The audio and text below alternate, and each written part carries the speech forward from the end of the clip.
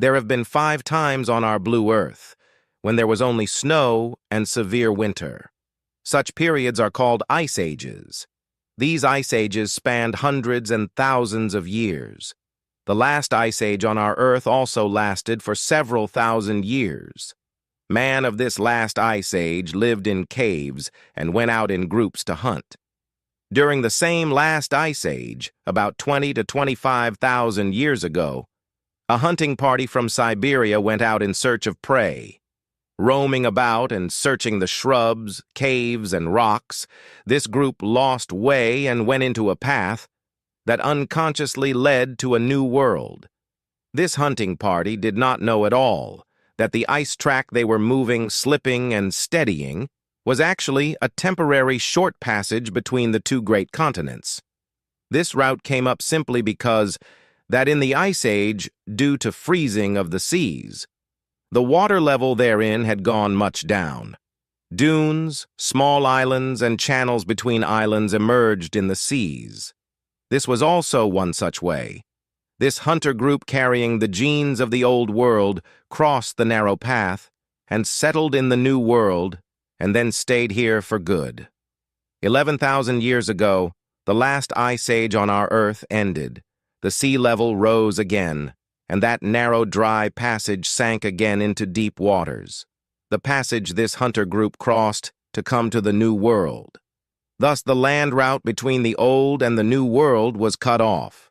We call this place Bering Strait. On this strait is also a point from where the distance between the New and the Old World is only 85 kilometers. But the man of the Old World took 10,500 years to cover this distance of 85 kilometers. How were these thousands of years in the New World? Who and how this world was discovered? What happened to the original inhabitants here? And how did a country here become a world superpower of the day?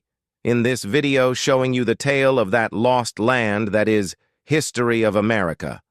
The hunting group which went into the New World went on spreading in this large dry land for thousands of years. They founded great civilizations and made numerous settlements and islands. Look at this map. This is a very old map of the New World, the American continent. In what is now Mexico, there used to be a great empire, the Aztec Empire, spread over an area of more than 200,000 square kilometers. This empire included about 500 states where 6 million people lived. The area south of the Aztec Empire was the seat of the Maya civilization. This civilization was about 4,000 years old. He had earned huge fame in art and culture. After the Maya, another great civilization, the Inca Empire, was also there. This empire spread from the American country of Ecuador to Chile and Argentina. The population of his kingdom was about 12 million. Besides 3 major civilizations, many settlements were also on this continent. In the islands of the West Indies, the Arawak people were settled. Native American tribes lived in America, from Canada to Brazil and Argentina. Most of them lived in small settlements, or you can call them villages. Maize was their favorite food, which they grew on a large scale. These corn-loving New Worlders numbered in the millions. At the same time, there were around 5 million people living in the Old World. But these people on both sides were totally ignorant of each other by millions of people. Rather, for them, no other world existed, neither in stories, nor on any map, nor in anyone's memory. Because the contact of the days was cut 11,000 years ago. Yes, it is true that there are stories telling some strays from the Old World landed on the islands of the New World, and some of them even wrote about it. Chinese poetry written 1,700 years ago mentions a distant foreign land. In Chinese poetry, this land was written as Fusang, which means out of 10 world, a place out of this world. The poet wrote that to the east of the East Sea are the shores of Fusang. After landing there, if one travels another 5,000 kilometers towards the east, another sea comes which is blue in color, vast and limitless. It may be the Fusang America itself, because the continental United States is just to the east of China, and crossing it another sea, the Atlantic Ocean, really begins. Similarly, in 458, an Afghan Buddhist monk, Hui Shen, with 4 companions, started a journey from China to the east. He returned after living in a foreign land for 40 years, which he, as per Chinese traditions, named as Fusang. He also wrote his travelogue in which he wrote conditions there. 500 years after Hui Shen, the Viking tribes of North Europe also arrived in America. They got settled in the area of Newfoundland, where Canada is today. Models of these settlements are still there today. Like the Chinese and the Vikings, some Muslims also claim, having reached America in the era of the Umayyad ruler of Spain, Abdul Rahman III. They claim to have settled there, built mosques, and preached Islam. Hindus also claim that their gods were also worshipped by Native Americans. In their opinion, a Hindu from India reached there and went to America. That is why the ancient American tribes worshipped the same gods. There are many more such claims, and it does not make any difference whether or not these claims are true. The difference was that who discovered this island and this world, and rightly understood this was a new world, and linked it with the old world, where people started to travel in and out. This link was not made by the Chinese discovery journey of Buddhist Pathans, or adventures of Muslim or Hindu sailors, nor did they understand 2 worlds. The thousands-year-old alienation in both worlds stayed for thousands of years.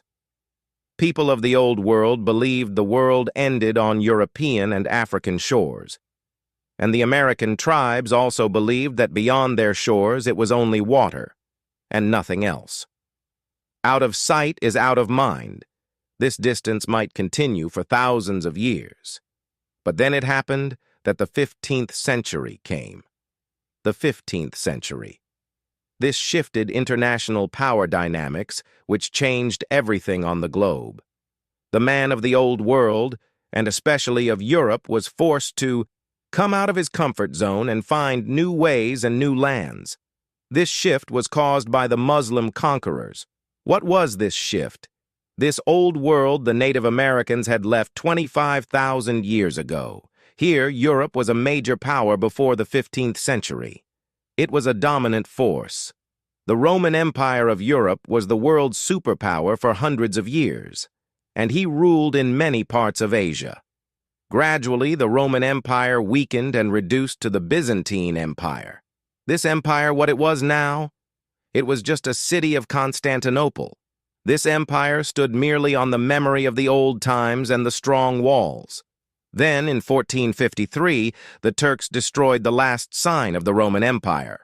Turk Sultan Muhammad Fateh conquered Constantinople to end the Roman Empire. The name of the city was also changed from Constantinople to Istanbul. The power of Europe ended in the 15th century, and now there was lamentation.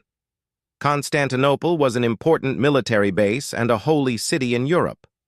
It was the center of Orthodox Christianity. It was settled by Constantine, the first Christian emperor of the Roman Empire.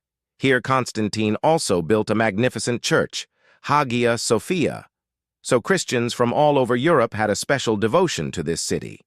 But apart from devotion, the city had another significance, as it was a lifeline of trade from Asia and especially China to Europe. From the markets of Central Asia, Chinese silk, spices, precious stones, gold, silver, and many other items would pass through this route to reach Europe. This route was closed with Constantinople falling to the Turks. This defeat caused Europeans agony, both economically and spiritually. Economically, joblessness was enhanced in Europe by the closure of trade routes. People began to become poorer to the point of having no food to eat. Forced by hunger, people used to dispose of their children in the garbage heap. Farmers began to commit suicide or lived like slaves burdened by loan interests. The hungry and resourceless people took to plundering to save their lives. Soon, crimes increased to an extent that the pedestrians in the European streets would walk looking skyward rather than the earth. The criminals in houses would throw stones to crush the heads of pedestrians, then would take away what they could from the clothes of the dead bodies. Therefore, safety lay in walking head upward. Wealthy people had hired guards, but ordinary people were killed openly. The government guards were also helpless in this situation. This economic disaster of Europe came after Constantinople was snatched and by the closure of trade routes. The spiritual disaster was another, as the stern religious Christians believed that Europe, the hub of Christianity, was going to Muslims one by one. So these people thought it a difficult time for Christianity. Christian areas are shrinking day by day, geographically decreasing. They felt if the situation went on, Christianity or its power might end. So the Europeans, their religious and commercial class, looked for a new world. But where could they find such a world? They did not know that just 4,500 kilometers to the west, there is a world, almost equal to the whole world and rich in natural resources, gold, silver, oil, etc. They only knew of the world to travel through eastwards to China and Japan. Then China and Japan were discussed in a house in Europe. But for what purpose? Next will be shown in the second episode of History of America you can see here. Make sure to like, share, and subscribe channel.